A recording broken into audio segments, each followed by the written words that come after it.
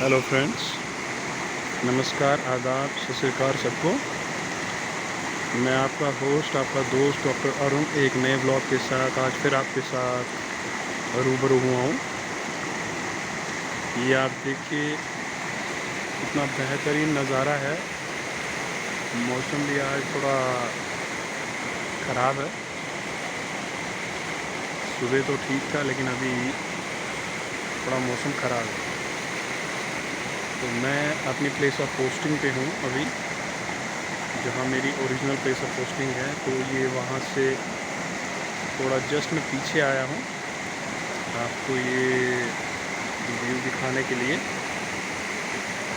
देख सकते हैं कितना बेहतरीन है ये नीरू है।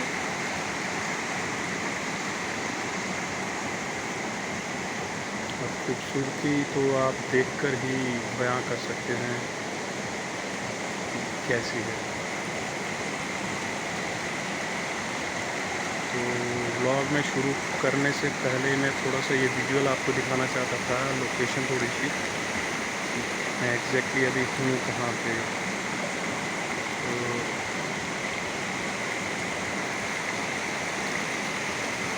ये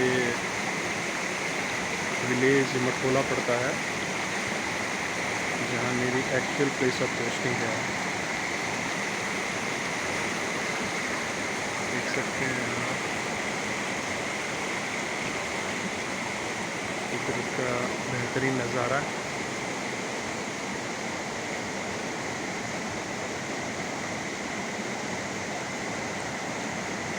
तो मैं मिलता हूँ आपसे और हम ब्लॉग शुरू करेंगे। तो फ्रेंड, जैसे कि मैं आपको दिखा रहा था कि मैं अभी यहाँ अपनी एक्चुअल प्लेस ऑफ पोस्टिंग पे हूँ। तो आपने देखा कितना बेहतरीन नज़ारा है, नीरू कैसे बह रहा है। और एक्चुअली यहाँ पे 2-3 दिन से बारिश काफ़ी हुई है। तो अभी तो पानी थोड़ा साफ़ है, लेकिन 2 दिन पहले, 1 दिन पहले यहाँ पानी काफ़ी गंदा हो गया था बारिश की वजह से। तो चलिए ज़्यादा समय न लेते हुए मैं अपना आज का ब्लॉग शुरू करता हूँ। एक्चुअली आज का ब्लॉग हेल्थ से रिलेटेड ही है, और ये भी एक आप कह सकते हैं कि वर्ल्ड वाइड जो है काफ़ी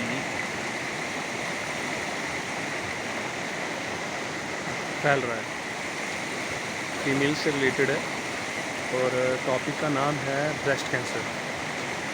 तो ब्रेस्ट कैंसर पे जाने से पहले मैं थोड़ा सा आपको ये बताना चाहता हूँ कि एक्चुअली देखा गया है और काफ़ी रिसर्च भी हुई है इसके पीछे कि कारण क्या होता है, कॉज क्या होता है ब्रेस्ट कैंसर का। वो उस पर मैं थोड़ा सा गौर करना चाहूँगा, क्योंकि हमने देखा है और हम जानते हैं कि पहले ज़माने के लोग जो होते थे वो इन चीज़ों के शिकार नहीं होते थे, ब्रेस्ट कैंसर में। तो उसका भी रीज़न है। और तब तो एक एक घर में 6-6, 7-7 बच्चे होते थे। गैप भी मोस्टली 1-1, 1.5 साल का होता था। लेकिन वो कहीं ना कहीं नेचुरल चीज़ें करते थे, खाते थे, मेहनत करते थे। और उस टाइम पे तो ये लोगों को अवेयरनेस भी नहीं थी कि इस तरह का कुछ होता है। लेकिन आजकल के दौर में ये तकरीबन देखा जाता है कि ब्रेस्ट कैंसर के केसेस जो हैं वो बढ़ रहे हैं डे बाय डे। तो मैंने सोचा कि मैं इस पे एक ब्लॉग बनाऊं, थोड़े अवेयरनेस दूं लोगों को। बेसिक सी ही अवेयरनेस है, लेकिन बहुत इम्पॉर्टेंट अवेयरनेस है। तो मैं जैसे बोल रहा था कि पहले ज़माने के लोग, औरतें जो होती थी वो क्या करती थी कि जब प्रेगनेंसी उन्हें होती थी तो उस टाइम पे भी वो काम करते थे। जैसे कि हमारे यहाँ भद्रवाही लैंग्वेज में बोला जाता है, ढालनी देते थे। एक ढालनी देना होता है, जैसे गोबर होता है गाय का, उससे जो है वो घर की लपाई की जाती थी। तो जिस पोजीशन में वो ढालनी या लपाई करते थे घर की नीचे, क्योंकि सीमेंट वगैरह तो होता नहीं था, मिट्टी का घर होता था, तो वो जो पोजीशन होती थी, जिस पोजीशन में वो लेडी सफाई करती थी घर की गोबर से, गोबर को काफ़ी शुद्ध माना गया है हिंदू धर्म में, तो आपने देखा होगा वो पोजीशन जो होती थी उससे एक्सरसाइज होती है पूरे हमारे एब्डोमेन की।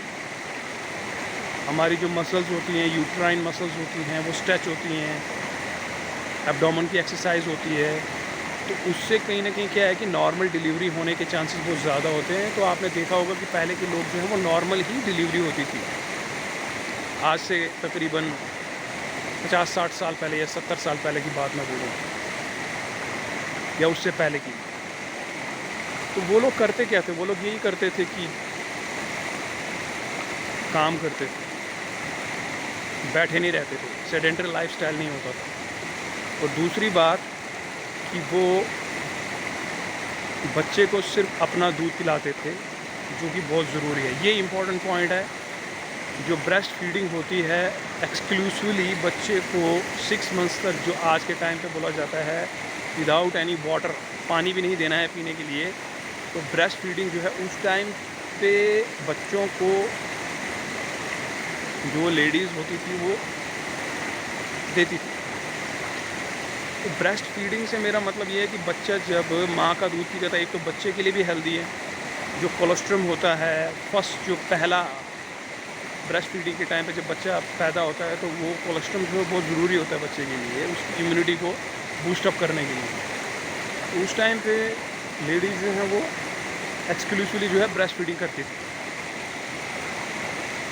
और प्रेगनेंसी से पहले भी वो काम करते थे। आफ्टर 3 मंथ्स या 4 मंथ्स वो बैठे नहीं रहते थे, सेडेंटरी लाइफस्टाइल नहीं होता था, कहीं खेतों में जाना, काम करना, या वही जो मैंने आपको बोला कि लपाई का काम करते थे, घर की सफाई करते थे। तो वो एक बहुत बड़ी बेहतरीन एक्सरसाइज है एक नॉर्मल डिलीवरी के लिए। उसके बाद हम आते हैं, जैसे ब्रेस्ट फीडिंग पे मैं बोल रहा था, ब्रेस्ट फीडिंग पे यही है कि ब्रेस्ट फीडिंग वो करवाते थे, तो चांसेस जो होते हैं वो ब्रेस्ट कैंसर के वो कम हो जाते हैं ऑटोमेटिकली। लेकिन उस दौरान लोगों को ये पता ही नहीं होता था, लेकिन फिर भी वो लोग जानते थे, वो करते थे। अब दूध तब उस टाइम पे डब्बों का शायद मिलता था या नहीं मिलता था, आई डोंट नो, लेकिन वो जो लोग हैं वो उस साइड ना जाकर वो ये करते थे कि अपना ही दूध देते थे बच्चे को। वो कहीं ना कहीं एक प्लस पॉइंट होता था, इसलिए कि कैंसर ना हो, ब्रेस्ट कैंसर ना हो। लेकिन आज के दौर में ये देखा गया है कि जितनी भी नई जनरेशन है या लेडीज़ हैं, वो लेबर पेन जो होता है वो टॉलरेट ही नहीं कर पाती है। जाएंगे डॉक्टर के पास, अगर थोड़ा ज़्यादा पेन हो रहा होता है तो इमीडिएटली डॉक्टर को बोल देते हैं कि सिजेरियन कर दो, नॉर्मल के लिए ट्राई नहीं करते। वो गलत बात है।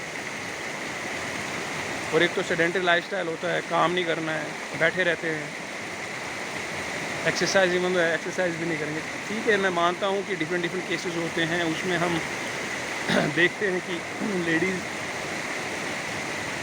की BMI क्या है या उसका BP कैसा जा रहा है, मतलब सारी चीज़ें इसमें नोट की जाती हैं। लेकिन फिर भी मैं ये मानता हूँ कि थोड़ी बहुत एक्सरसाइज बहुत ज़रूरी होती है एक नॉर्मल डिलीवरी के लिए, और जाना चाहिए नॉर्मल डिलीवरी के लिए, ट्राई करना चाहिए। उससे ये होता है कि कहीं ना कहीं आपकी जो सेकंड प्रेगनेंसी होगी वो भी, उसके भी चांसेस बढ़ जाते हैं अच्छे नॉर्मल होने के। और सिजेरियन से तो नुकसान ही होता है, खर्चा भी होगा और अपनी बॉडी का भी नुकसान है। अब आते हैं ब्रेस्ट फीडिंग पे। ब्रेस्ट फीडिंग पे आजकल के टाइम पे लेडीज़ क्या करती हैं कि डब्बों का दूध देंगी। अच्छा, वही कारण आ जाता है, उन्होंने सेडेंटरी लाइफस्टाइल जी होती है और काम वगैरह कुछ किया नहीं होता, खान पान भी वैसा ही है, लाइफस्टाइल जिसको बोलते हैं, उस वजह से क्या है कि माँ को दूध बनता नहीं है। जब माँ को दूध बनेगा ही नहीं तो वो ब्रेस्ट फीडिंग कैसे करवाएंगे, आप खुद सोच सकते हैं। अब ब्रेस्ट फीडिंग ना करवाएं, बच्चे को डब्बों का दूध दे दें तो बच्चे में भी इम्यूनिटी जो है वो लो हो जाती है और अपना भी चांसेस होते हैं कहीं ना कहीं अकरेंस के, यही जो ब्रेस्ट कैंसर के बारे में मैं बोल रहा हूँ। तो एक्सक्लूसिवली 6 मंथ्स ब्रेस्ट फीडिंग इसीलिए बोला जाता है कि आपने करवाना है, और उसका जो बेस कारण जो है वो यही है कि सेडेंटरी लाइफस्टाइल है, खान पान आज का लोगों का वैसा ही है, एक्सरसाइज नहीं करना, अच्छा हेल्दी डाइट नहीं खाना, आयरन फॉलिक एसिड टैबलेट्स नहीं लेनी, तो ये सब चीज़ें कहीं ना कहीं इन चीज़ों को बढ़ा देती हैं। तो ब्रेस्ट कैंसर ना बढ़े, इसे कैसे रोका जाए, तो ये एक छोटी मोटी चीज़ें जो हैं वो ध्यान में रखनी चाहिए। मेरे हिसाब से जो भी लेडीज़ होती हैं, प्रेग्नेंट लेडीज़ हैं, उन्हें थोड़ा सा ये सोचना चाहिए कि कहीं ना कहीं हमें नॉर्मल डिलीवरी के लिए जाना चाहिए फर्स्ट, और दूसरा जब भी डिलीवरी हो उसके बाद कोशिश ये होनी चाहिए कि ब्रेस्ट फीडिंग करवाएं बच्चे को 6 मंथ तक एक्सक्लूसिवली। तो उससे क्या होता है कि ब्रेस्ट फीडिंग से जो चांसेस होते हैं ब्रेस्ट कैंसर के वो कम हो जाते हैं। अब मैं आता हूँ, अगर किसी को ब्रेस्ट कैंसर के सिम्टम्स लेडीज़ को किसी को देखने हों तो वो कैसे देखेगी, तो इसके लिए सेल्फ ब्रेस्ट एग्जामिनेशन होती है। कोई भी लेडी वो आईने के सामने खड़े होकर अपनी सेल्फ ब्रेस्ट एग्जामिनेशन कर सकती है। उसमें आपको नेक डोना पड़ेगा, नेक डोने के बाद आपने आईने के सामने जाना है, आईने के सामने जाने के बाद आपने दोनों हाथ जो है वो अपर साइड कर लेने हैं, और उसमें आपने ये चीज़ देखनी है कि कहीं साइज़ में डिफरेंस तो नहीं है ब्रेस्ट की, या कोई फ्लूइड तो नहीं निकल रहा निपल से, या हाथ से टच करने के बाद दोनों ब्रेस्ट को कहीं नोड्यूल्स तो नहीं है, पेन तो नहीं होती। तो ये जो है इसको बोला जाता है सेल्फ ब्रेस्ट एग्जामिनेशन, जो हर एक लेडी कर सकती है। तो उससे कहीं ना कहीं ये पता चल सकता है उनको डायग्नोज खुद से तो नहीं करना है, लेकिन कम से कम ये पता चल जाएगा कि कहीं ना कहीं हो सकता है उन्हें अकरेंस है इस चीज़ की, और वो इमीडिएटली डॉक्टर के पास जाके कंसल्ट कर सकते हैं, तो हम उसको इनिशियल स्टेज पे ही रोक सकते हैं। तो ये एक टॉपिक बहुत इम्पॉर्टेंट है फीमेल्स के लिए। तो मेरे इस व्लॉग बनाने का मकसद यही था कि मैं अवेयरनेस दूँ, बताऊँ, थोड़ा जागरूक करूँ लोगों को, और ख़ासकर लेडीज़ को, कि आप जो है इस पे फोकस करें, इसको ध्यान में रखें, और जितना हो सके इस वीडियो को शेयर कीजिए। मेरे चैनल पे जो नए हैं वो प्लीज़ सब्सक्राइब कीजिए, बेल आइकन दबाना मत भूलिएगा, ताकि मेरी नई वीडियो की नोटिफिकेशन आपको मिलती रहे। तो इसी नोट के साथ मैं आपका होस्ट डॉक्टर अरुण इजाज़त चाहता हूँ। तब तक आप अपना ख्याल रखिए। Take care, bye.